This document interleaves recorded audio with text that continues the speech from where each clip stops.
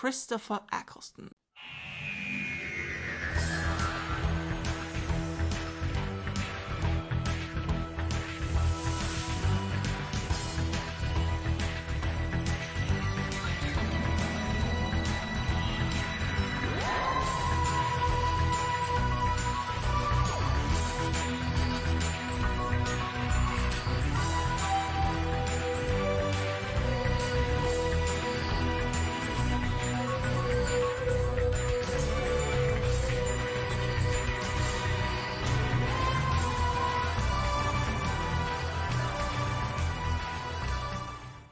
First Doctor for me, therefore, he holds a very special place in my heart. I feel like people don't talk about this Doctor as much as David Tennant, or the guy I also always see is someone called Matt something.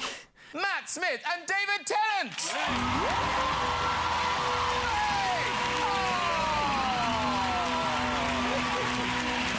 Oh, who's up next? Who's up next? Hello. Oh my God! Oh my God! He looks more like you than you do. That's where your hair went. Yeah. That's nuts. What's your name? Matt. No. And this lady doctor who I remember was a big deal. I don't know if she's a good or bad version. Like, everyone has their favorites, I assume. But like, I remember when this was like the biggest outrage the Doctor Who community went through. Like, one of the first things I heard about Doctor Who was like, oh my God, Doctor Who's breaking with tradition. A woman is gonna play the role. And I just thought, is that bad? I don't understand. What is the problem? And I'm like, I don't even know what Doctor Who is, so I don't care, but thank you. I'm holding a phone here, by the way, if you're pretending to read that news on my phone. But yeah, I remember this was like one of the first things I heard about the Doctor Who community and whatnot, and I'm just gonna say that's not a great start. Just gonna point that out, guys.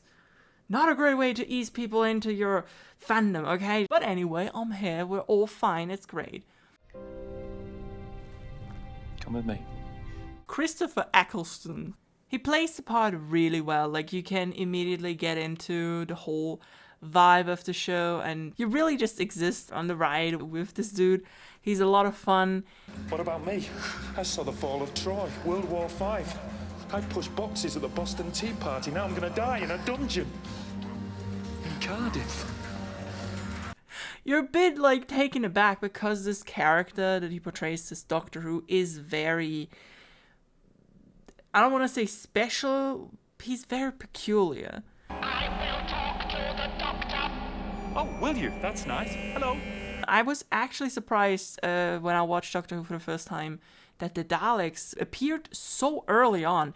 I'm also watching the original Doctor Who because I cannot continue watching episodes because I have to wait for my brother. It's a wild fever dream. Oh my God. The black and white, first of all, which is not that big of a deal. I'm like, yeah, whatever. But it's so beautifully primitive, I want to say. The acting is really interesting. It's completely different from what you see nowadays. Everyone is doing a great job, of course. Like, it's really fun. It's you realize, you know, when they're on the set and they are in the TARDIS, they're basically not moving from the spot because it is so difficult to... they couldn't really film anything else. I also watched like a documentary or what it was on it where they were like, yeah, basically when we built up the set for the TARDIS, then we couldn't film anything else anymore because it was so huge. So they were just like stuck with this and they had to film this. And I'm like, this is so funny because you really feel that and you see that. It's just really wild.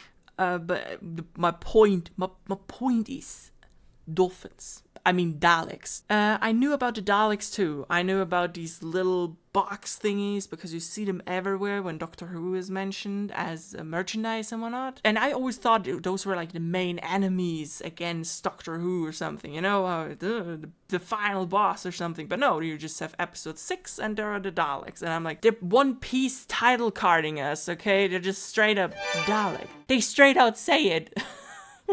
A great episode also. Really remember it. It's a lot of fun. I'm just wondering, like, these things don't move that fast and whatnot. How are they scary?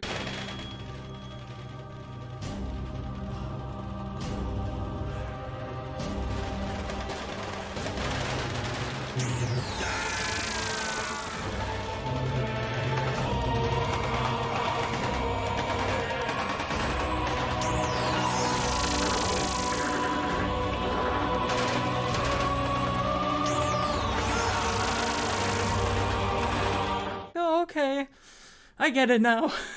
I get it. But yeah, you have the other episodes too, which are all great. I have to say, I cried at Father's Day, episode 8 of season 1. I'm an emotional girl, okay? Like, it's very sad. And then the 9th episode is freaking me out again with the empty child.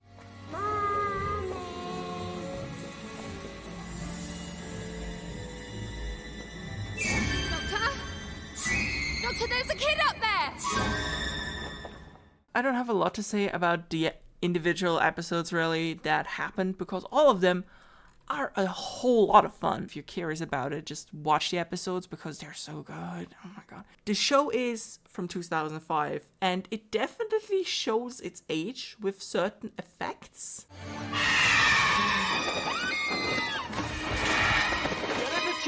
Don't laugh. Don't laugh. Stop it. It's very cute. It kinda is. It screams 2000s. Everything about this. The way they're dressed, the hairstyles, the effects. And I'm just like, you know what? Visual effects are difficult to do. So it's really difficult sometimes to take what's happening in an episode seriously. But on the other hand, it's like it adds to the charm.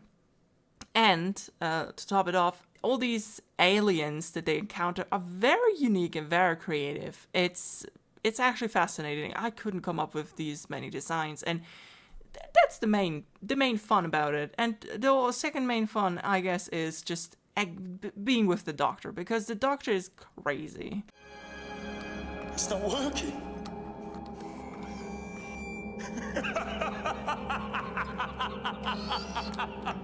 Fantastic! Oh, fantastic! There's a few things of season 1, I want to say, or of the Christopher Eccleston era, maybe, that I haven't really grasped yet, but I don't want to Google them and find out because I'm scared I will get spoiled. Like, for example, the whole bad wolf thing. If you do remember, there's episode 12 and 13 where you kind of get really hammered down with the whole bad wolf thing. Like this word, I think it also starts in episode 11, which is called Boomtown, where this word comes back to haunt them. Blythe Thrug, What's it mean? bad wolf. But I've heard that before. Bad wolf. I've heard that lots of times. Everywhere we go, 2 words, following us. Bad wolf. How can they be following us? And then it kind of shows that in other episodes this word appeared here and there. And I didn't watch anything besides the first few episodes of the 1963 version and only this. And I didn't read any novels or whatnot. So you're just sitting there and you have no idea what's going on. And this is still something that hasn't been cleared so much. It comes back with David Tennant's era for one sentence. I will get into that later on with the episode that it appears in. But they don't really explain what it is, or maybe I didn't understand it. I don't know, but I feel like it hasn't been completely explained yet. So yeah, this is like something is still open for the Christopher Eccleston era for me. Other than that, the final episode, which is only episode 13, which is crazy. I thought we would have this man for a long while, but no, it's only 13 episodes. And I'm like, is that the usual run for the Doctors? Like, do they all have just such a short lifespan on the show? Is this happen? Like, what is going on? David? What on earth is going on in the House of Commons? And it was a very mixed feeling when it happened. Like, the Doctor dies, and the thing is, the Doctor cannot really die. He only regenerates, and whoop, all of a sudden, David Tennant stares us right in the face. Hello. Okay. New teeth. That's weird. And you have to understand that I sat there at the kitchen table watching this on the smallest iPad available with my brother, and this dude dies in front of me.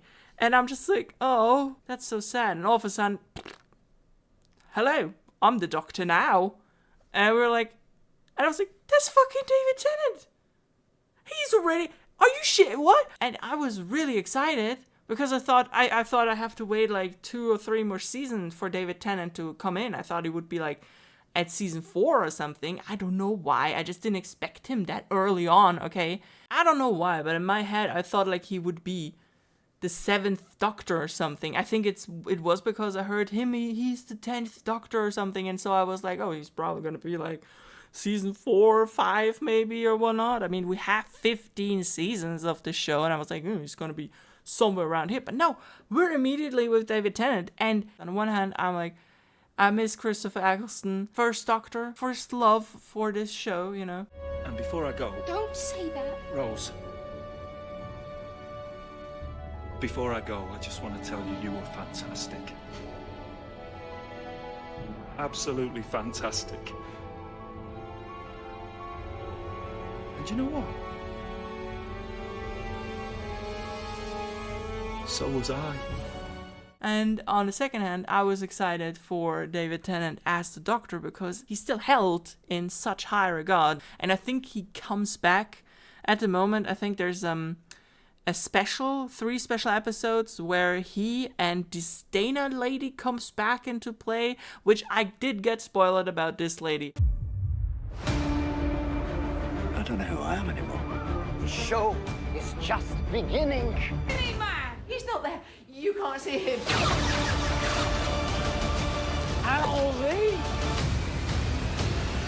Someone tell me what the hell is going on here?